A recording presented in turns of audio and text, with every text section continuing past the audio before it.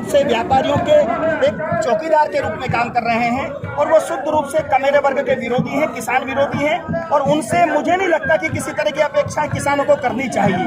अब तो अगर मोदी जी को मजबूर करना होगा, अगर हम इन काले 3 कानूनों को अगर चाहते हैं कि मोदी सरकार वापस ले, तो मोदी जी मजबूर जब ही होंगे जब हिंदुस्तान का किसान एक होगा और देश के तमाम 50 लाख से 1 करोड़ तक किसान इस दिल्ली के अंदर जिस दिन एकत्रित हो जाएगा, मैं समझता हूं मोदी सरकार की चूल्हे हिल जाएंगी और मजबूरन इस सरकार को, इस सरकार के मुखिया को इन 3 काले कानूनों को वापस लेना पड़ेगा। वरना मुझे नहीं लगता है कि मोदी जी जो है वो किसान हित में कोई कदम उठाएंगे, क्योंकि मोदी जी का चरित्र ही, मोदी जी की बुनियाद ही व्यापारियों के पैसों पर रखी गई है और वो व्यक्ति आज जो है वो व्यापारियों के लिए काम कर रहे हैं। और मैं समझता हूँ अगर ऐसी स्थिति रही तो हिंदुस्तान एक बार फिर ईस्ट इंडिया कंपनी की तरह सैकड़ों कंपनियों का गुलाम होगा और किसान ही नहीं, ये देश भी मैं समझता हूँ बर्बादी की कगार पर पहुंच जाएगा। आपने बताया काले कानून, लेकिन सरकार कहती है किसानों के हितों के लिए बनाएंगे, किसानों को ताकत मिलेगी, खुशहाली मिलेगी, किसान और ताकतवर होगा। देखिए, मोदी जी ने अभी परसों वाराणसी में अपने भाषण में कहा था कि बोले हिंदुस्तान में 2014 के बाद उनकी सरकार ने सबसे ज्यादा समर्थन मूल्य में गेहूं और धान की फसलों की खरीदी की है। लेकिन मोदी जी ने ये नहीं बताया कि सिर्फ और सिर्फ देश में 6% किसानों की 6% फसलों को खरीदा गया है समर्थन मूल्य में। तो यानी कि 94% जो फसल है उसको फिर आखिर किसने लूटा? मोदी जी को बताना चाहिए। आज जो है हमारा गेहूं मंडियों में आप चले जाइए, हरियाणा के किसी भी कोने में आज गेहूं जो है 1200, 1400 और 1500 रुपए में मनमाने दामों में आज लूटेरों के माध्यम से लूटा जा रहा है। मोदी जी से हम पूछना चाहते हैं कि अगर आपके कानून इतने शक्तिशाली हैं, अगर आप दुगने दामों की बात करते हैं कि किसानों की आमदनी दुगनी कर देंगे, तो आखिर गेहूं जो 2000 में बिकना चाहिए वो गेहूं आखिर क्यों 1400 और 1300 में किसानों से दिन दहाड़े लूटा जा रहा है? मोदी जी को जवाब देना चाहिए। यही मोदी जी की पोल खुल जाती है भैया।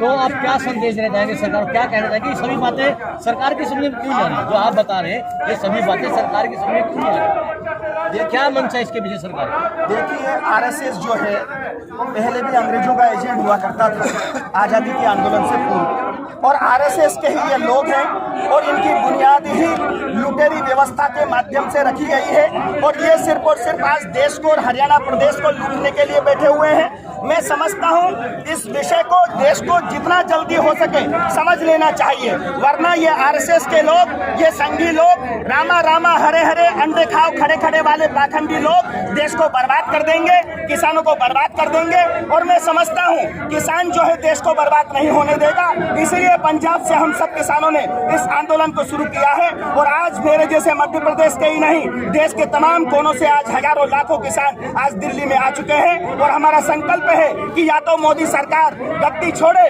या फिर इन 3 काले कानूनों को वापस ले, वरना मैं समझता हूं किसान इस आंदोलन से पीछे नहीं हटेगा। चलिए अर्जुन आने की बात बताइए, कल एक बंदे ने पोस्ट डाली थी, आप सभी लोग ध्यान से सुन लो क्या लिखा उसने लिखा है पंजाब के सीएम ने कृषि बिल पंजाब में लागू ही नहीं किए, फिर पंजाब के किसान आंदोलन क्यों कर रहे हैं? पहली बात। दूसरी बात, वो कहता है कि महाराष्ट्र सौराष्ट्र का सबसे ज्यादा आत्महत्या करने वाला गरीब किसान कृषि बिल का विरोध नहीं कर रहा। दूसरी ओर देश का सबसे ज्यादा अमीर पंजाब का किसान कृषि बिल का विरोध कर रहा है। अंत में इस बंदे ने यह कहा कि यह देश विरोधी राजनीति के सिवा और कुछ भी नहीं है।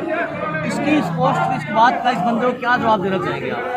देखिए, जब आजादी का आंदोलन था तो भगत सिंह, चंद्रशेखर आजाद, अशफाकुल्लाह खां जैसे दीवानों ने अंग्रेजों के खिलाफ बिगुल फूका था। उस समय आरएसएस के लोग, वीर सावरकर जैसे लोग उस समय इस आंदोलनकारियों को जो है वो गद्दार बताते थे। मैं समझता हूं आज ये वही संघी लोग हैं जो आज पंजाब के जो किसान जो सिर्फ अपने लिए नहीं लड़ रहे हैं, वो देश के उन तमाम अंतिम किसान के लिए लड़ रहे हैं जो सिर्फ और सिर्फ पंजाब में नहीं रहता है, वो देश के प्रत्येक कोने में रहता है। तो ये लड़ाई सिर्फ एक किसान की नहीं है और ये लड़ाई सिर्फ किसान की नहीं है, ये लड़ाई जो है मैं समझता हूँ देश की आत्मा की है और देश की अस्मिता की है। क्यों? क्योंकि किसान बचेगा तो देश बचेगा, किसानों से देश है। मैं समझता हूँ ये बात अब देश को समझ में आ गई है। है। और इसीलिए ऐसे फर्जी लोग जो अंग्रेजों की दलाली करते थे, जिनके पूर्वज, वो आज देश को गुमराह करना चाहते हैं।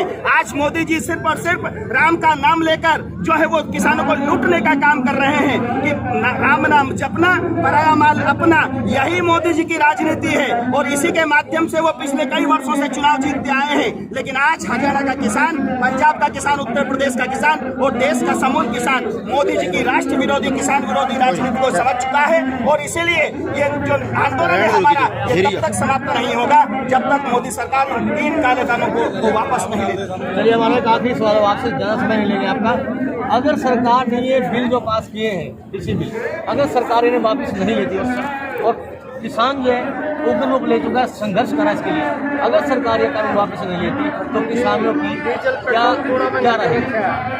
देखिए, जैसा कि आपने कहा कि मोदी सरकार यदि इन 3 काले कानूनों को वापस नहीं लेती है, तो मैं आपको स्पष्ट रूप से कह देना चाहता हूं कि आज से लगभग 40 वर्ष पूर्व पहले समाजवादी नेता राम मनोहर लोहिया जी ने एक बात कही थी। उन्होंने कहा था कि जब सड़कें सूनी होती हैं तो संसद आवारा हो जाती है। और आज यही कारण है कि पिछले कई वर्षों से मोदी आने के बाद सड़कें सूनी हो गई थी और यह प्रधानमंत्री आवारा हो गया था। और इसीलिए इस प्रधानमंत्री ने लोकतंत्र की हत्या कर ये 3 काले कानून राज्यसभा में जबरदस्ती पास करवाए थे। लेकिन आज सड़कें सूनी नहीं है, आज सड़कें भरी हुई हैं। और ये संदेश मोदी जी को समझ में आ जाना चाहिए कि अगर वो आवारा हो चुके हैं, वो बेकाबू हो चुके हैं, तो किसान उनको काबू करेगा और देश को बचाएगा, देश की संसद को बचाएगा, किसान को बचाएगा।